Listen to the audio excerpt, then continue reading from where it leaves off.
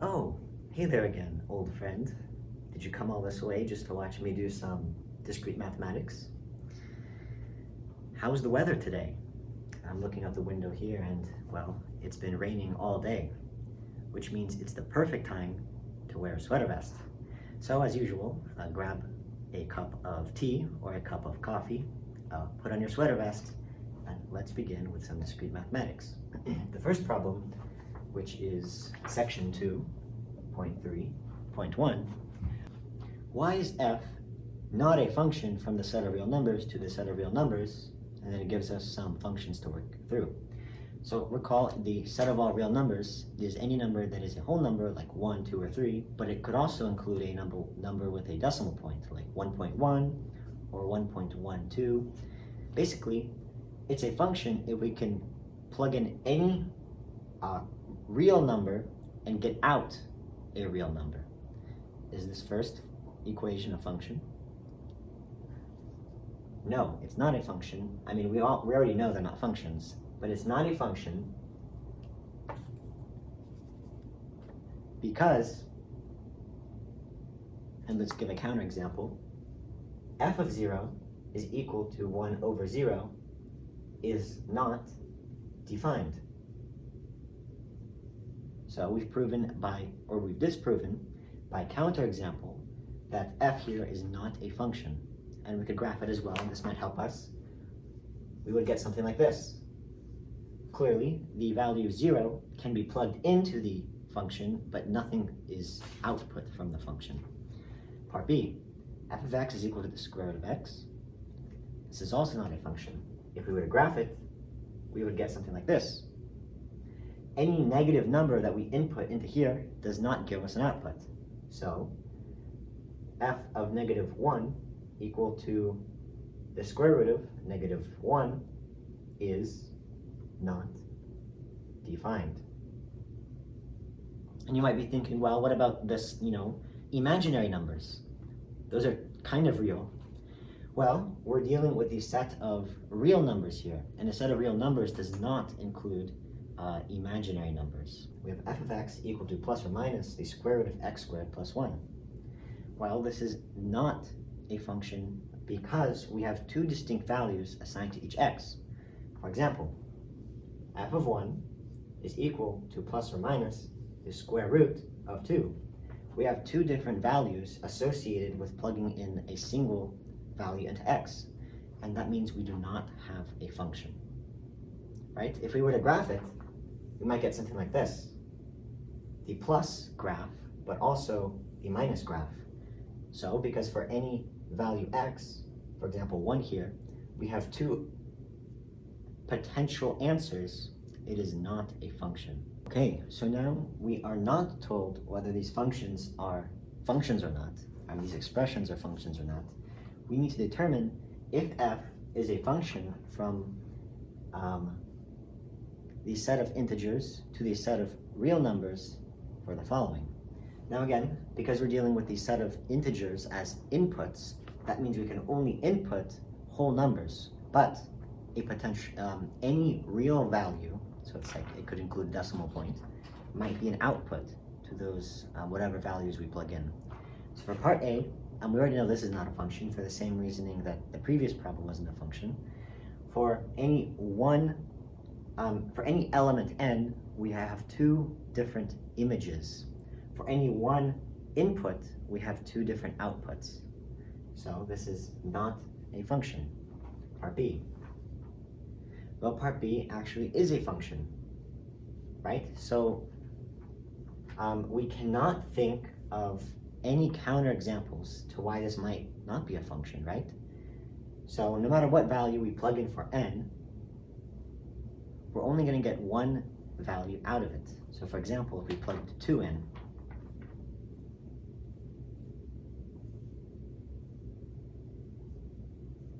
that gives us the square root of 5. The square root of 5 is a real number. It has a decimal point, but that's totally okay because our output could include decimal points. So no matter what value we plug in to f of n, we're only going to get one value out, and it'll never be undefined. For example, we'll never have like 1 over 0. So this is a function. Is C a function?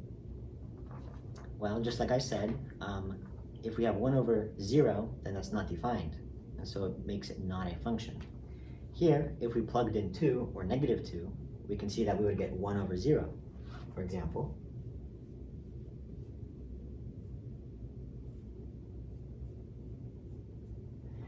One over 4 minus 4 is 1 over 0, which is undefined. Therefore, C is not a function. Okay, so determine whether each of the functions below, from the set of integers to the set of integers, is 1 to 1. Now, if you don't know what 1 to 1 is yet, let's explain it very quickly. Let's say we have some set here. Let's say maybe this is like the set of real numbers or the set of integers. It's whatever we've defined it as. And here's our output. This is our image. This is what we're getting in return for whatever we plugged in from this set. This set has a bunch of values in it. They could be integers again. Our function is 1 to 1 if it maps to our output in a 1 to 1 type fashion. So for example, here this would be 1 to 1 because every single input has exactly one output. However, it is not entirely necessary. So if we had some value in here that had no output, then it wouldn't be a function at all. So all of our inputs have some output. And it is, of course, still a function. Our function would not be 1 to 1 if two different inputs had the same output. So for example, if we plugged in 2 into our function, and then we plugged in negative 2 as well, and we both got out the same value, for example, let's say 0, then our function would not be 1 to 1, because two inputs map to the same output. So it's not distinct. It's not 1 to 1. So you have to keep in mind that if this was the opposite, if we had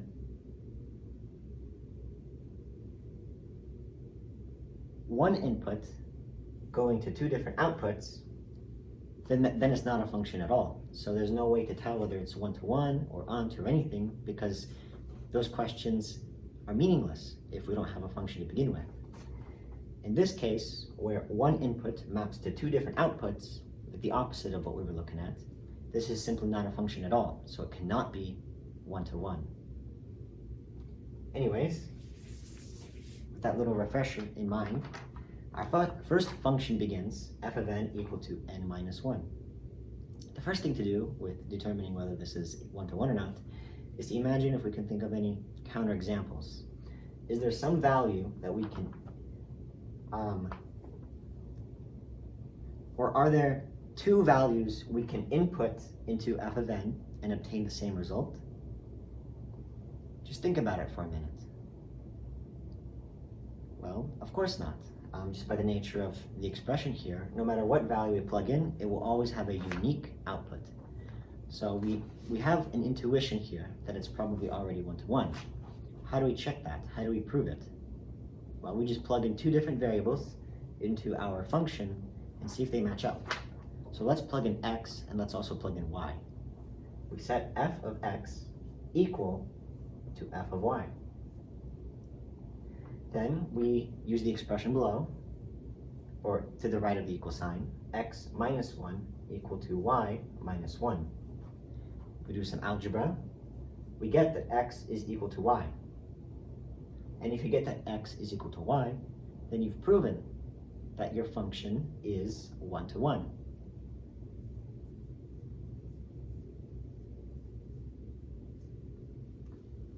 Let's go on to the next one. B, f of n is equal to n squared plus 1. Okay, so let's do the same process from before. F of x is equal to f of y. We get that x squared plus 1 is equal to y squared plus 1. that's just x squared, which is equal to y squared. We take the square root. We get plus or minus x, which is equal to plus or minus y. So x is not equal to y. Negative x could be positive y, or positive x could be negative y, or any other combination of plus or minus here. So x is not quite always equal to y. So when we find something like this, we already know that the function is not one-to-one. But this isn't by itself a disproof. A disproof would be any counterexample. So can we think of two different values we can plug in here and get the same output? Let's try 1 and negative 1. F of 1 is equal to 1 squared plus 1. F of negative 1 is equal to negative 1 squared plus 1. We get 2, and here we get 2 as well. So by counterexample,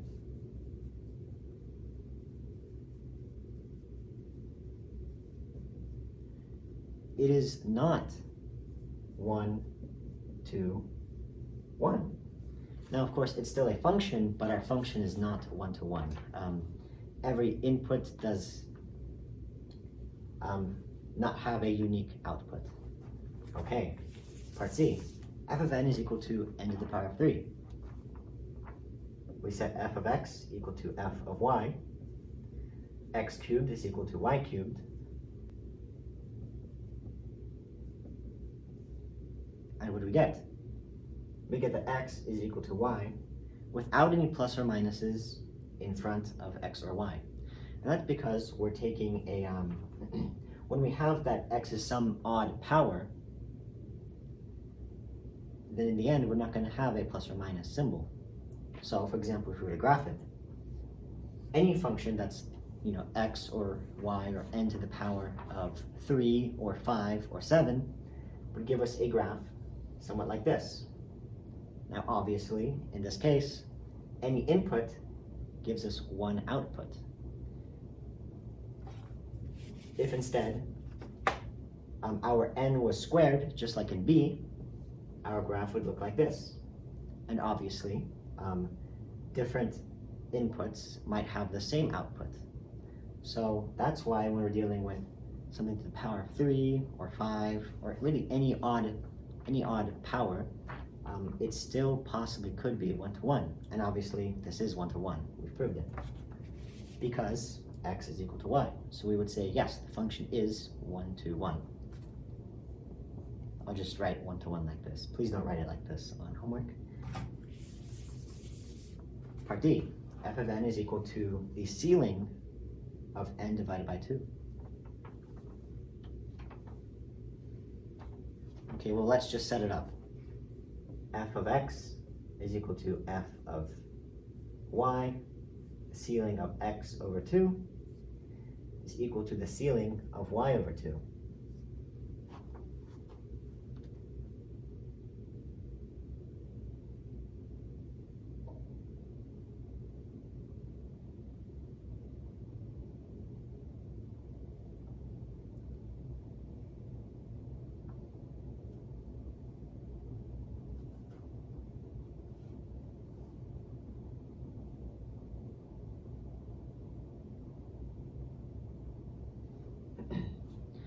Okay, so from here we're kind of stuck, right? We can't just get rid of the ceiling functions. I think we're looking at a function that isn't one-to-one because we can't get to the point where x is equal to y here. So let's throw in some counterexamples and f of 1, and let's plug in 2. F of 1 is equal to the ceiling of 1 over 2. F of 2 is equal to the ceiling of 2 over 2. This is equal to the ceiling of 0.5. Below, this is equal to the ceiling of 1. And of course, applying that ceiling function to a 0.5 gives us 1, and applying the ceiling function to a 1 gives us 1 as well. So, by counterexample,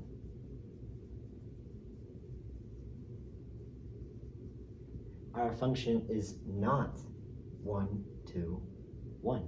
Okay, so for 2.3.13, we want to determine whether the same functions from the previous problem are onto or not. So now again, onto your function or your expression can only be onto if it's a function. If it's not a function, then there's no reason to check whether it's onto or one-to-one or whatever. Now, of course, we've already been given that these are functions. We could check it if we wanted to, but we know they are. The real question is whether these functions are onto or not. And again, a refresher. Let's say this is our input set and this is our output set. Our function is onto if for every output, which we'll determine by these dots, maybe this is like 1, 2, 3, 4, goes on so on and so on. If every output can be obtained by some input, that this output, which we'll denote by this dot right here, could not be obtained no matter what input we plugged in. Well, because our output set, the set of real numbers, or maybe the set of rational numbers, or maybe the set of the alphabet, there's some value that cannot be obtained no matter what we plug in. And if that's the case, then we still have a function, but our function is not onto. Part A, f of n is equal to n minus 1. So for this first one, part A, we can intuitively tell that it's probably onto function. But how do we prove it? Well, we replace f of n with some other variable. Let's say it's y. We get y is equal to n minus 1. Then we solve it backwards. We get that n is equal to y plus 1. From here, we have an n, and we want to plug this reversed equation back into the original equation. So f of y plus 1 is equal to y plus 1 minus 1. That, of course, is simply equal to y. Now we've obtained y. We reversed the equation, plugged it back in, and we see that plugging our solution to this equation back into the equation gives us whatever our input was from the get-go. So that's how we know that this function is onto. Part B now, we set up the same thing. F of n is equal to n squared plus 1, so let's say that y is equal to n squared plus 1. We solve in terms of n. Y minus 1 is equal to n squared. Square root of y minus 1 is equal to n. And at this point, we can't just plug this back into our original equation. We have to look at this and determine whether we can think of some counterexample that makes us not onto. Can we think of some y for which no integer n exists? We can, right? We see a square root here, so it's probably not going to be onto. Let's say that y is 0. If y is equal to 0, then square root of negative 1 is equal to n. No value satisfies square root of negative 1. Therefore, our function is not onto. Part C. We set y equal to n cubed. We get the cube root of y, and that's equal to n. And then, well, obviously for any value of n, we can get some cube root of y. However, notice we're dealing with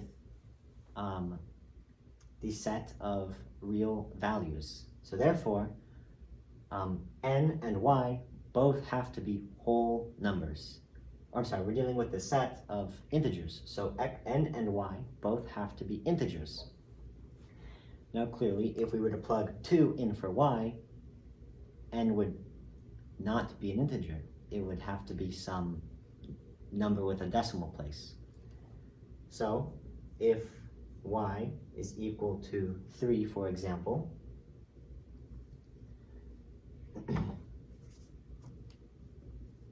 then n is not in the set of integers.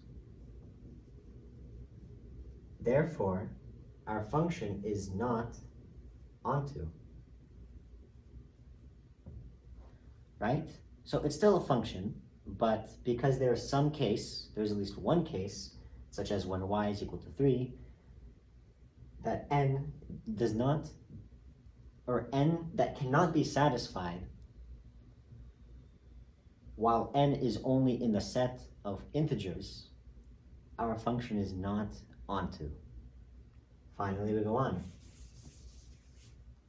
So to get rid of this ceiling, we basically just imagine it away. It's gone now. It does not exist anymore. We set y equal to n divided by 2. Let's just go with that for now.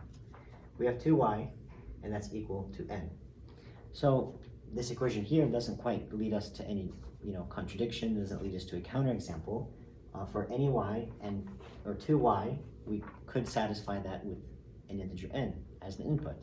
Let's plug this back into the original equation.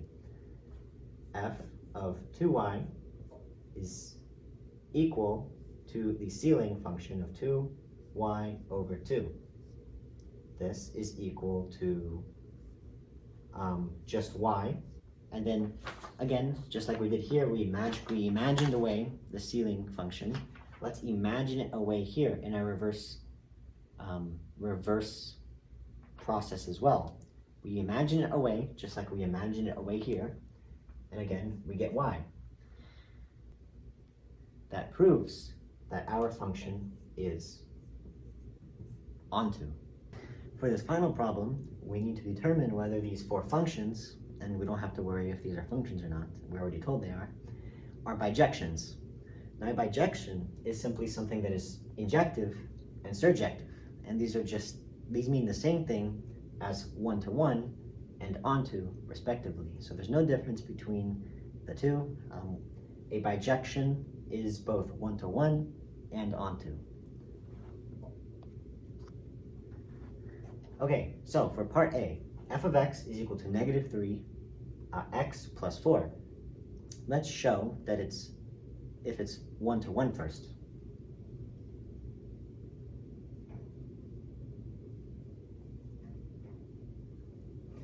Okay, so how do we do that? Well, I'll recall we plug in two different variables and set the equation equal to each other. Let's say f of x is equal to f of y. We get negative 3x plus 4, that's equal to negative 3y plus 4. And we do the algebra. We get that x is equal to y. So it's 1-to-1. Yes. Is it onto? Okay, so how do we do this? Recall, we replace f of x with some other variable. Let's call it y. Then we reverse it. We want it to be solved in respect to x. So x, so y minus 4 is equal to negative 3x. We get a negative y minus 4 all over 3, and that is equal to x.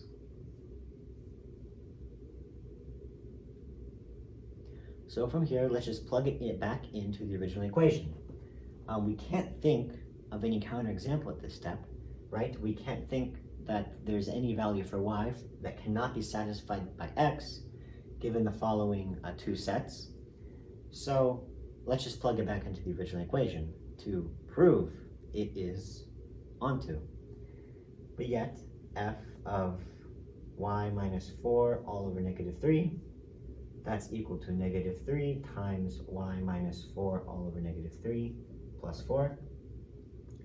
We get y minus 4 plus 4, which is just equal to y. So we've obtained y, plugging back into the reverse equation. So therefore, we've proven it is onto. This function, part A, is both one-to-one and onto. So it is a bijection. Okay, part B now. We have negative 3x squared plus 7. And we can already intuitively tell this is not going to be a bijection because it's not one-to-one. We have a variable to the power of some even number. And that tells us that chances are or this guarantees actually that two different inputs will lead to the same output. But we have to find a counterexample to disprove it from being one-to-one. Let's just do f of 1 and f of negative 1. F of 1, f of negative 1. Negative 3 times 1 squared plus 7. Negative 3 times negative 1 squared plus 7. This is equal to 4. This is also equal to 4. We have two of the same outputs for two different inputs, so therefore it is not 1 to 1 and not a bijection.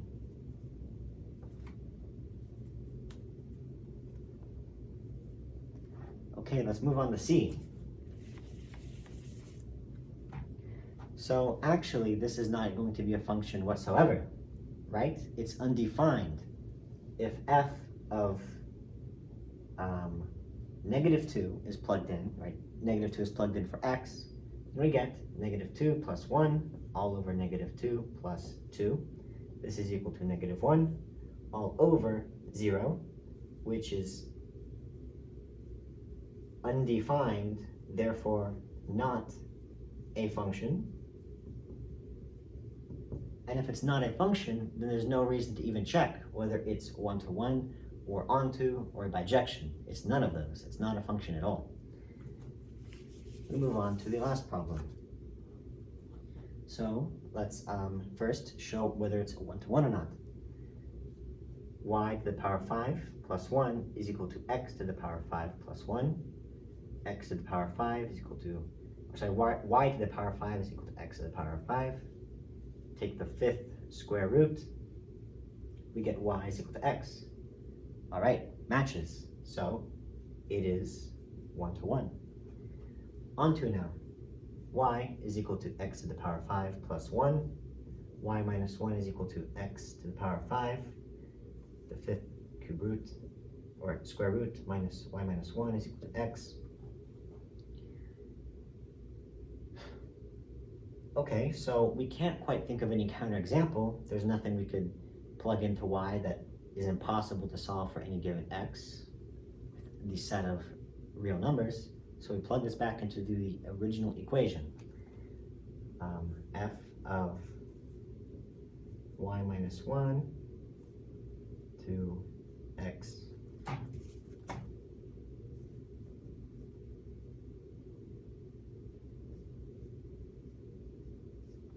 Obviously, this all just cancels out. We get y minus 1 plus 1, and that's just equal to y. And we're done. Our function is onto as well. It's both one-to-one and onto, so the function is a bijection. Okay, we're done with today's recitation.